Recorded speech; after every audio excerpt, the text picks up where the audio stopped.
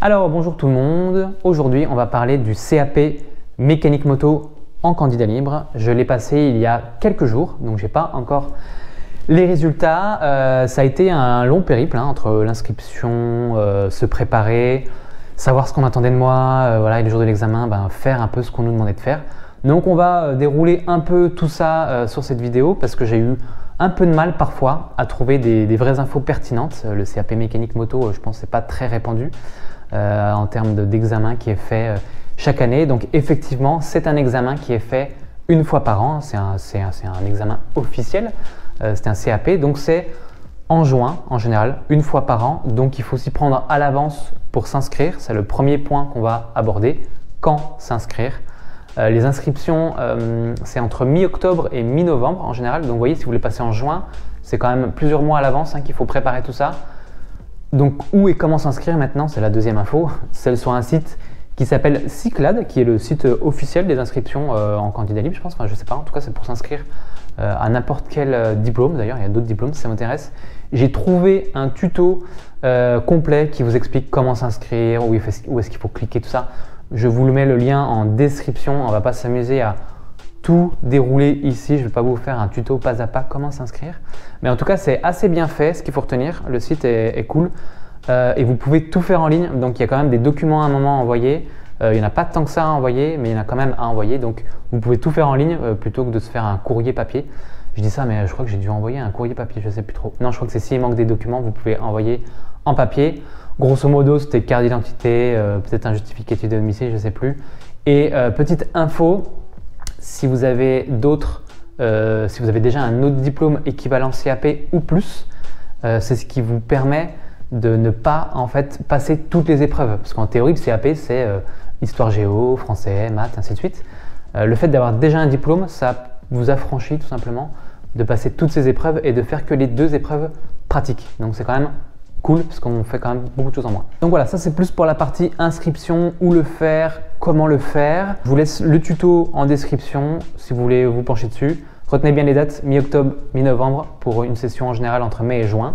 Maintenant, on va parler un peu plus des épreuves, de ce qui est attendu. Alors, première question qu'on peut se poser, le matériel. Très simple. Moi, en tout cas, j'ai eu qu'à seulement avoir chaussures de sécurité, un bleu de travail de haut en bas. Donc très simple, j'ai pas ramené d'outils. Ils avaient demandé peut-être un multimètre, mais en vrai ils en fournissaient, donc je crois que personne n'avait rien ramené, donc vraiment pas trop de stress à ce niveau-là. Et ensuite, dérouler des épreuves. J'ai eu beaucoup de mal à savoir ce qu'on allait attendre de moi dans les épreuves. Il y avait une épreuve où j'étais quasi sûr que ça allait être de la pratique mécanique, donc démonter des trucs, remonter des trucs. A priori, on est là pour ça. Mais il y avait une deuxième épreuve qui était nommée prévention, préparation de l'intervention. Je ne savais pas du tout ce qu'on allait me demander dans ma tête, parce que j'ai un ami qui a passé le CAP pâtisserie il n'y a pas longtemps en candidat libre, et il avait une épreuve comme ça, un peu hygiène, sécurité, prévention et autres. Donc je m'étais dit que c'était peut-être une épreuve tournée avec des questions un peu théoriques, un peu bateau de ce qu'il m'avait dit de les règles de sécurité, la prévention, préparer son poste de travail, nettoyer son poste de travail. Et après, préparer une intervention, c'est peut-être remplir un ordre de réparation, accueillir un client. Donc j'avais en tête que ce serait peut-être ça le matin et du coup l'épreuve mécanique l'après-midi. Ça faisait un peu sens, pas du tout. Donc il y avait une épreuve, c'était bien l'intervention mécanique, on va la dérouler.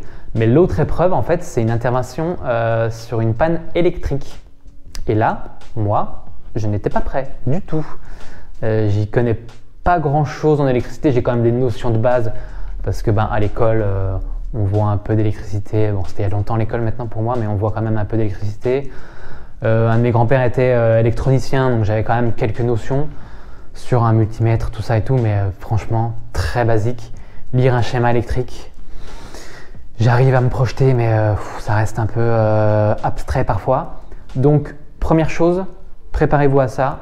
Et de ce que m'ont dit les examinateurs, ça va être de plus en plus un peu le cas d'accès la pratique sur de l'électronique, parce qu'il y a de plus en plus d'électronique sur les motos, on le voit. Donc ils cherchent, il m'a dit, ils cherchent plus de techniciens que de mécaniciens. Bon, en réalité, c'est les deux qu'il faut. Mais la partie technique, électrique, électronique est super importante et va le devenir de plus en plus. C'est un niveau CAP, donc ça reste assez basique. J'ai pas très bien réussi l'épreuve, donc c'est pour ça que j'ai des petits doutes. Mais ça reste assez basique. Là, c'était contrôler un circuit de charge, donc avec la doc technique, ça c'est le premier conseil. Et la doc technique qui est là, la doc technique, vraiment lisez-la, cherchez un maximum avec des mots-clés, circuit de charge, courant de fuite. Donc l'idée c'était ça, c'est d'aller tester des éléments électriques, électroniques de la moto avec le multimètre. Donc il faut savoir absolument utiliser un multimètre. Moi je le savais, mais à peu près, franchement je ne savais pas trop ce que je faisais. Je mettais juste sur Omega, le calibrage, il était fait vite fait. Donc j'arrivais quand même à m'en sortir parce que sur la doc technique, encore une fois, il y a des valeurs qu'on veut contrôler. Moi j'avais à peu près des valeurs équivalentes, donc je savais que c'était bon. Donc l'idée c'était d'identifier dans le circuit de charge qu'est-ce qui était problématique. J'ai pas réussi à aller jusqu'au bout de l'exercice, j'en ai fait la moitié à peu près parce qu'il y a un moment, il y a un circuit électronique qui est dessiné. Il faut renseigner quel est le courant de charge et quel est le courant de force et le courant de commande. Aucune idée. Après, il y avait décrypté un petit circuit électrique. Pareil, j'avais pas trop d'idées. Un petit peu, donc j'ai mis quelques trucs, je pense que c'est bon. Mais je pense que ça reste flou par rapport à quelqu'un qui connaît. Et après, il fallait carrément dessiner un circuit en disant comment on va tester pour détecter un courant de fuite ou autre. Donc là, j'ai pas du tout su faire.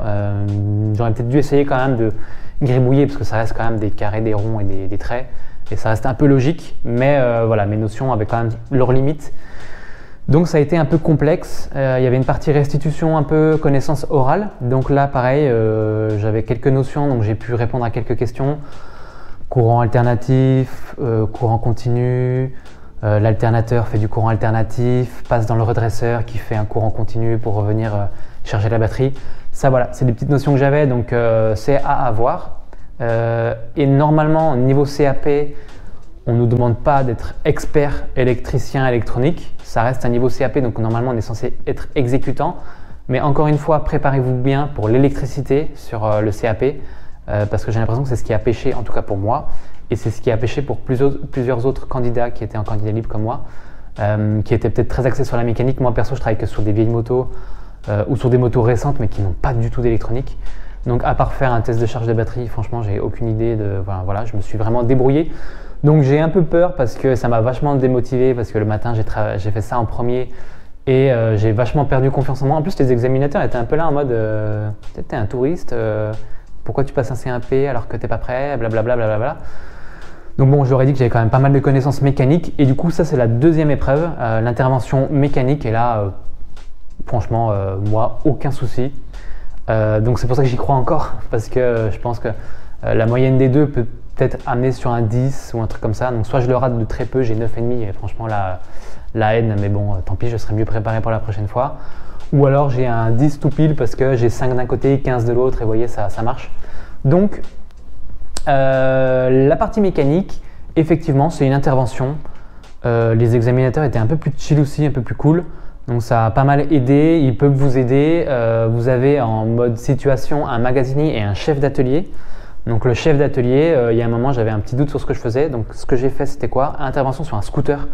Alors pareil, moi les scooters je travaillais dessus il y a 17 ans quand j'avais un scoot, mais là j'y connaissais plus rien donc je me suis dit putain j'ai vraiment pas de bol. En fait c'était remplacement pneu arrière, donc changer un pneu que ce soit une moto ou un scooter, toujours pareil. Il y a des petites questions quand vous changez le pneu. Pourquoi on ne change pas une valve tout le temps? Comment on constate de l'usure d'un pneu? Donc c'est bien la gomme et le témoin, mais il y a aussi bien pensé, hein, ça je l'avais en tête donc c'était cool. La fabrication d'un pneu. On peut voir la date de fabrication d'un pneu, hein, donc semaine de fabrication, année de fabrication. Un pneu, même s'il est neuf, s'il a été stocké plus de 5 ans, c'est pas bon, on peut pas le mettre parce que il peut se raidir. Donc ayez tout ça en tête, hein, tout ce qui est lié au changement d'un pneu. On va vous poser des questions, donc bien penser aussi au sens. Bon ça c'est facile, il y a des flèches. Mais soyez prêts si jamais vous avez un pneu à faire. C'est pas juste on va à la machine, on fait ça en 2-2, on fait l'équilibrage et autres. Alors oui, il y a l'équilibrage aussi à faire. C'est aussi des petites questions. La valve, pourquoi on change pas la valve tout le temps? Si c'est une valve métallique ou dans un composite métallique, on va pas la changer tout le temps. Si c'est une valve avec un capteur de tension de pneu, on va pas la changer tout le temps. Ainsi de suite, ainsi de suite. Donc vraiment soyez prêts pour le changement de pneu. Mais ça allait, donc pas trop de problème pour ça. Et l'autre intervention que j'ai faite, c'était changer courroie, galet du variateur et guide de transmission. Donc j'avais un petit doute sur le guide. Donc là, moi, j'ai joué du jeu, j'ai dit, j'avais une question pour le chef d'atelier sur le guide, j'ai un petit doute, est-ce que c'est bien ça? Et donc voilà, il a confirmé. Encore une fois, doc technique, il y a toutes les infos. Il y a vraiment un max d'informations sur la doc technique. Vous pouvez vraiment tout trouver. Le schéma montre plein de choses. Il dit même ce qu'il faut contrôler, bien entendu. Donc voilà. Concernant le papier, parce que c'est un examen, donc il y a quand même un petit papier à répondre, à écrire dessus. Donc effectivement, il faut bien mettre ce qu'on a contrôlé. Donc moi j'ai mis galet, guide, courroie avec des valeurs à mettre. Voilà, la courroie de mémoire, elle ne devait pas être inférieure en épaisseur à 24,1 mm. Là, elle était à 19 mm d'épaisseur, donc il fallait la changer. Voilà, donc c'est plein de petites choses, c'est très pragmatique et rationnel. Il n'y a rien de fou dans les questions. Même parfois, je me suis trituré les méninges sur des questions qui étaient posées alors que la réponse était super simple. À la toute fin, il me pose une question. Si tu as quelqu'un qui t'amène un scout et qui dit qu'il est un peu mou, comment tu fais pour constater que c'est bien plus mou et tout? J'ai commencé à partir dans les trucs. La réponse était simple, hein, c'était je l'essaye. Et moi, dans ma tête, je me suis dit, c'est question piège, c'est pas ce qu'il faut dire. Alors que c'était complètement ça qu'il fallait dire. Je l'essaye. Et après, une fois que tu as fait la réparation, comment tu constates que ça va mieux? Je le réessaye. Voilà, c'était aussi simple que ça. Donc, vous prenez pas trop la tête. Moi, il y a des petits moments, j'avais des bugs. Parce que vu qu'on était en mode examen, franchement, ça met un petit coup de stress quand même, un petit coup de pression. Donc, il y a des moments, j'ai bégayé alors que c'est des questions basiques, des chez basiques. Vraiment, dites-vous que niveau CAP, là, l'examinateur côté mécanique me l'a confirmé. On attend de nous d'être plutôt exécutant, intervenant. Donc voilà, le chef d'atelier va souvent nous donner la panne, en tout cas dans le cas de figure, point de vue cadre, examen, CAP, le cadre est donné, vous savez ce qu'il faut faire. Moi je savais qu'il fallait changer la courroie, les galets, les guides de transmission, je l'ai fait, c'est vraiment démonter, remonter. Après moi j'avais j'avais démonté un scooter il y a 17 ans, donc j'étais un peu, voilà, mais je savais que c'était pas très compliqué. Ceux d'à côté avaient des purges de frein, je sais pas, changer un silencieux, enfin il y avait vraiment des trucs assez basiques.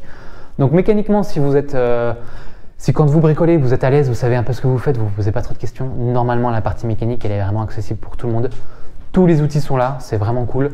Encore une fois, vous avez magasinier, chef d'atelier qui est là pour répondre à des petites questions, donc très cool. Donc la partie mécanique, vraiment je pense, si vous êtes à l'aise encore une fois, pas trop de pression à vous mettre. Dans ce qui est attendu, moi j'ai demandé à la fin, parce qu'il y a des moments où j'ai un peu bégayé, on m'a demandé l'explication d'un variateur. J'avais l'idée de fond, donc je ne l'ai pas trop mal expliqué, mais c'était pas non plus précis, donc j'ai un peu, voilà. Mais faites quand même, faites avec vos mots, faites comme vous pouvez, parce que en fait, dites-vous que c'est un examen, il y a une question, si vous répondez à la moitié de la question, vous avez la moitié des points et 2 points ou 3 points, je ne sais pas trop comment c'est noté. Ça peut faire la diff si comme moi vous galérez dans la partie électricité ou si vous êtes un peu moyen, parce qu'il y avait des personnes qui avaient l'air un peu moyennes dans les deux, qui n'étaient pas aussi bonnes que moi dans la partie mécanique, mais qui étaient meilleures que moi dans la partie électricité. Donc vous voyez, il y a aussi ça, il y a un aspect moyenne des deux qui va jouer beaucoup. Donc vraiment, allez-y, remplissez, écrivez des trucs. Grattez des points, dites-vous que vous êtes en mode examen, moi ça fait longtemps que je n'avais pas passé un examen, mais grattez des points, ça c'est vraiment un conseil que je peux vous donner. Bien écouter les examinateurs aussi, parce que mine de rien, en tout cas ceux que j'avais étaient plutôt cool, ils donnent des mots-clés. Moi le matin, pour l'électricité, l'examinateur, un jour le client qui m'amène la moto, et il m'a dit je sais pas, c'est peut-être la batterie, peut-être le circuit de charge, donc je me suis dit ok, circuit de charge, mots-clés, j'y vais. Heureusement, hein, mais voilà, donc écoutez bien ce que disent les examinateurs. Parfois, en fait, pareil, pour la partie changer les pneus, il m'avait dit « Ah bah tiens, là, tu vas sortir l'obus et tout. » et en fait, il m'a posé la question « Qu'est-ce qu'il y a à l'intérieur ?» L'obus. Et du coup, si vous avez bien écouté, ils donnent des infos parfois. Parce que c'est voilà, ils sont en mode chill un peu et puis ils font pas gaffe parfois, tu sais, tu es dans le truc, tu donnes des infos sans… Donc écoutez vraiment bien ce que disent les examinateurs. Ils disent rien au hasard, il y a des mots-clés qui sortent parfois parce qu'ils sont un peu biaisés, parce qu'eux ils savent derrière ce qui est attendu. Donc vraiment voilà, donc la partie mécanique, c'est assez basique, c'est assez exécutant, soyez quand même prêts. Il peut y avoir un scooter, si vous faites comme moi que de la moto, il peut y avoir un scooter. En vrai scoot, je pense que c'est pas très dur. Ce qui était cool aussi, c'est que les carénages étaient souvent fixés sur une ou deux vis, pardon. Donc en fait ça va vite démonter les carénages, c'était une vis parfois, clac clac, les trucs sont déglingués en plus.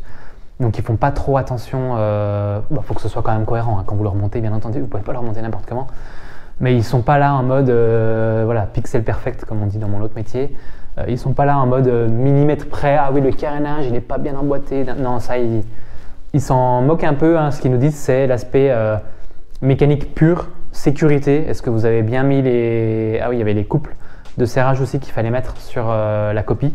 Est-ce que vous avez bien contrôlé toutes les pièces? l'usure. Moi, sur la courroie, donc j'ai checké l'usure des galets, l'usure de la courroie, l'usure des guides. Mais en fait, quand on démonte et quand on regarde la doc technique, il y avait aussi une entretoise à checker et il y avait une autre partie, je ne me rappelle plus. Et ça, je l'ai mis. J'ai mis, en fait, vu que j'ai démonté, j'en ai profité pour regarder les autres pièces potentielles d'usure. Donc c'est plus ça qui regarde si l'aspect sécurité, vous la couvrez bien, sécurité mécanique, que en fait, la personne reparte avec un véhicule qui est fiable. Parce que c'est quand même un peu bizarre. Hein, si vous venez voir, enfin, si quelqu'un vient voir un pro, vous lui laissez votre véhicule, il repart, vous repartez avec un véhicule un peu...